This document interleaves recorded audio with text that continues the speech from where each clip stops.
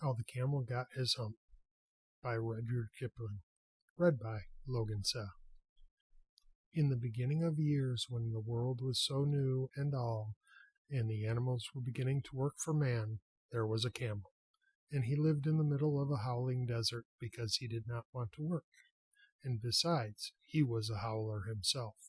So he ate sticks and thorns and tamarisks and milkweed and prickles, most excruciating idle.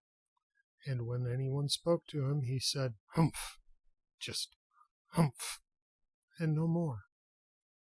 Presently the horse came to him on Monday morning with the saddle on his back and bit in his mouth and said, "Camel, oh camel, come out and trot like the rest of us." "Humph," said the camel, and the horse went away and told the man. Presently the dog came to him with a stick in his mouth and said, "Camel, oh camel, come and fetch and carry like the rest of us." "Humph," said the camel, and the dog went away and told the man. Presently the ox came to him with yoke on his neck and said, "Camel, oh camel, come and plow like the rest of us." "Humph," said the camel, and the ox went away and told the man. At the end of the day the man called the horse and the dog and the ox together and said, "Three, oh three, I'm very sorry for you, with the world so new and all, but that Humph thing in the desert can't work, or he would have been here by now. So I'm going to leave him alone, and you must work double time to make up for it." That made the three very angry, with the world so new and all, and they held a palaver, and an indaba, and a putchat, and a powwow on the edge of the desert, and the camel came chewing on milkweed most excruciating idle, and laughed at them. Then he said, "Humph," and went away again. Presently there came along the Jinn in charge of all deserts, rolling in a cloud of dust. Jinns always travel that way because it's magic. And he stopped to palaver and powwow with the three. "Jinn of all deserts," said the horse, "is it right for anyone to be idle with the world so new and all?" "Certainly not," said the Jinn. "Well," said the horse, "there's a thing in the middle of your howling desert, and he's a howler himself, with a long neck and long legs, and he hasn't done a stroke of work since Monday morning. He won't trot." "Whew!" said the Jinn, whistling.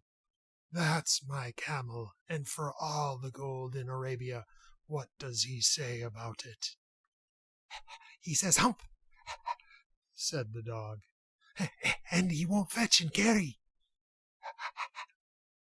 "Does he say anything else?" "Only humph, and he won't plow," said the ox. "Very good," said the Jinn. "I'll humph him if you will kindly wait a minute." The Jinn rolled himself up in his dust cloak and took a bearing across the desert, and found the camel most excruciatingly idle, looking at his own reflection in a pool of water. "My long and bubbling friend," said the Jinn, "what's this I hear of your doing no work, with the world so new and all?" "Humph," said the camel. The Jinn sat down with his chin in his hand and began to think a great magic, while the camel looked at his own reflection in the pool of water. "You've given the three extra work since Monday morning, all on account of your excruciating idleness," said the Jinn, and he went on thinking magics with his chin in his hand. "Humph," said the camel. "I shouldn't say that again if I were you," said the Jinn. "You might say it once too often. Bubbles, I want you to work." And the camel said, "Humph," again. But no sooner had he said it than he saw his back, that he was so proud of, puffing up into a great lolloping hump. "Do you see that?" said the Jinn. That's your very own hump that you've brought upon your very own self by not working. Today is Thursday, and you've done no work since Monday, when the work began. Now you're going to work." "How can I?" said the camel, "with this hump on my back?" "That's made a purpose," said the Jinn. "All because you missed those 3 days. You will be able to work now for 3 days without eating, because you can live on your hump. And don't ever say I never did anything for you. Come out of the desert and go to the 3 and behave. Hump yourself." And the camel humped himself, hump and all, and went away to join the 3. And from that day to this the camel always wears a hump. We call it a hump now, not to hurt his feelings. But he has never yet caught up with the 3 days he missed at the beginning of the world, and he has never yet learned how to behave. The camel's hump is an ugly lump which you may well see at the zoo, but uglier yet is the hump we get from having too little to do.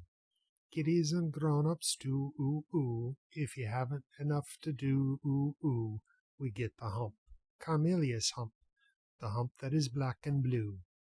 We climb out of bed with a fuzzy head and snarly yarly voice. We shiver and scowl and we grunt and we growl at a both in our boots and our toys. And there ought to be a corner for me, and I know there's one for you, when we get the hump, Camel's hump, the hump that is black and blue. The cure for this ill is not to sit still, or frost with a book by the fire, but to take a large hoe and a shovel also, and dig till you gently perspire. And then you will find that the sun and wind, and the Jinn of the garden too, have lifted the hump, the horrible hump, the hump that is black and blue. I get it as well as you, ooh, ooh. If I haven't enough to do, ooh, ooh, we all get hump, Camel's hump, kiddies and grown-ups too. How the Camel Got His Hump, written by Rudyard Kipling. Published in collection of short stories by Rudyard Kipling in the book Just So Stories. Read by Logan Seh. Produced by Logan Seh. If you like this reading, please like and subscribe to be notified of future readings.